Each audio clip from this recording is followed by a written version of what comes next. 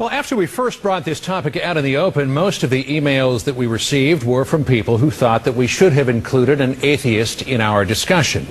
So now we're going to turn to one of the world's most prominent atheists. Richard Dawkins is an Oxford University professor whose bestseller sparked worldwide controversy. The God Delusion argues that belief in God is not only irrational, but it can be deadly. Paula spoke with him just a couple of days ago. Why are you an atheist?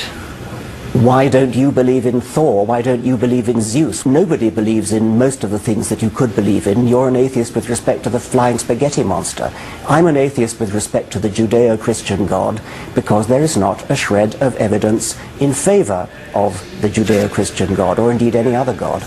It strikes me that the atheist message is particularly threatening to some Christians because they believe in some way you're trying to compromise their ability to have this stuff out there on the public stage. Is there any public role, as far as you're concerned, for religion? I think people should be free to believe whatever they like, to write whatever they like, to say whatever they like within reason. But the problem is that religious people, I think especially in America and also in the Islamic world, are in the habit of getting it all their own way and are remarkably intolerant of atheists. But why do you think they're so remarkably intolerant of atheists?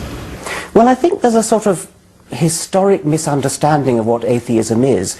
For some reason, people have been brought up to believe that atheists have two horns and a tail. I mean, there are figures that show that atheists are the most mistrusted group in America, which is pretty astonishing considering, as I say, the innocuousness of what they actually are. They're just people who hold a different belief system. Certainly you have encountered people, though, who are intimidated by your message, and that in some way it puts perhaps their own faith in doubt?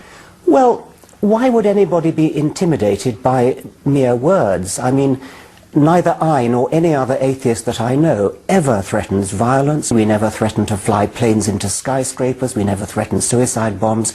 We're very gentle people. All we do is use words to talk about things like the cosmos, the origin of the universe, evolution, the origin of life. What's there to be frightened of in just an opinion? Final question. How would you characterize the overarching public reaction to atheism? Misunderstanding and really missing an awful lot of what's valuable, because if you're an atheist, you know, you believe this is the only life you're going to get. It's a precious life, it's a beautiful life, it's something that we should live to the full, to the end of our days. Whereas if you're religious and you believe that there's another life somehow, that means you don't live this life to the full because you think you're going to get another one. That's an awfully negative way to live a life. Being an atheist frees you up to live this life properly, happily and fully. Richard Dawkins, we really appreciate your time tonight. Thank you so much for joining us. Thank you. Welcome back. We're talking about discrimination against atheists and how the fear of becoming outcasts keeps many atheists underground.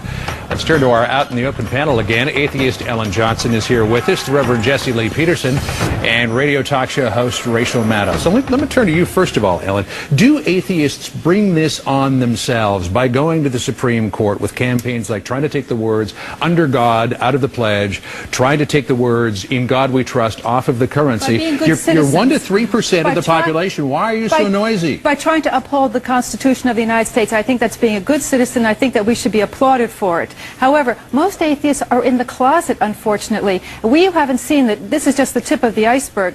And when atheists start coming out more and more, then we'll see more problems. But what the problem really is and what it stems from is that religion is losing out in America, and the religious know it. There's empty pew syndrome. There's a lot of competition among religions. And there's just a modern life. People are not going to church like they should. So the churches have to go to where the people are. They're going, the military is under siege, the prisons are under siege, the workplaces are under siege, and the public schools are under siege.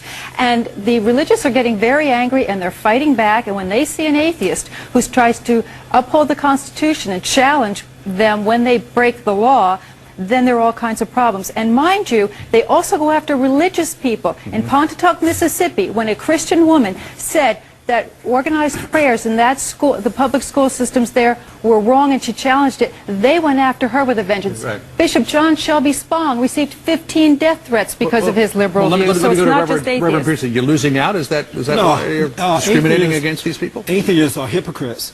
What they're trying to do is impose their godless lifestyle upon Americans, and especially upon Christians.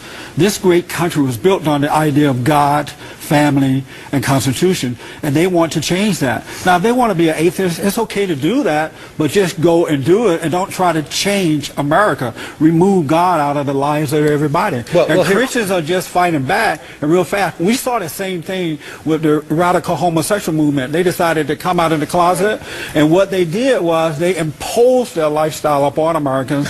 Now they have redefined She the was family with you for and a all second, that. and now you've lost it. Hey, here, let me just read an email that we got here. This is obviously from an atheist who talks about this idea of who has rights to do what. He writes, quote, "You ask atheists not to impose on your rights to have prayer in school and to have God in the Pledge of Allegiance. Atheists ask you not to impose on their rights to have prayer taken out of school and to have God taken out of the Pledge of Allegiance. On what basis do you assume that your rights should be taken as precedence over an atheist?" Well, obviously, Christians are in the overwhelming majority when it comes to Christians versus atheists, but does the Constitution, Rachel, not only give you freedom of religion, but freedom from religion? The Constitution gives you freedom from religion. It creates a government that is explicitly non-religious. So it should be equal rights, yes? You can say that America is a Christian nation in the sense that America is a Christian majority nation, you're right, but we have a secular government, and the way we protect religion in this country, and the way we have become such a religious country, is by protecting religion, by keeping it utterly separate from the public sphere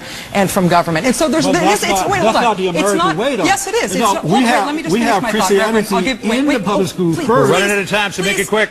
There's not equality among religions under the American government. There is freedom from religion. Freedom from religion is what we have. Let me ask this question. There is a common perception among Christians, or at least a common case that Christians sometimes make, that atheists, because they do not believe in God, are morally compromised. Are you morally compromised? No, that's just bigotry. They know who atheists are. I have to respectfully disagree with Mr. Dawkins, Professor Dawkins. The theists know very well who we are, and they're not misinterpreting us or misunderstanding us.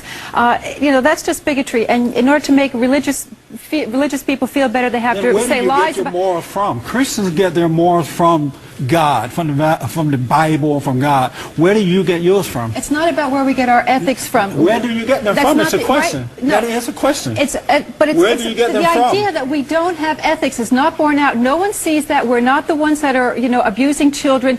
Professionally religious people. Are you saying Christians are abusing children? I've got to call a timeout here, folks. An Oklahoma state legislator is coming under criticism for a speech in which she says homosexuals are destroying the United States and are more dangerous than terrorists. Republican State Representative Sally Kern was addressing a small audience when she was secretly recorded. Studies show that no society that has totally embraced homosexuality has lasted more than, a few decades.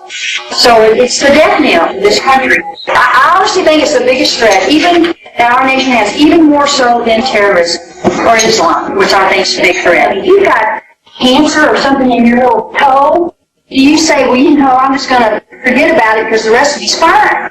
It spreads. Okay, and this stuff is deadly, and it's spreading, and it will destroy our young people. It will destroy this nation. The Oklahoma Republican State Representative Sally Kern has confirmed she made the comments and has refused to apologize.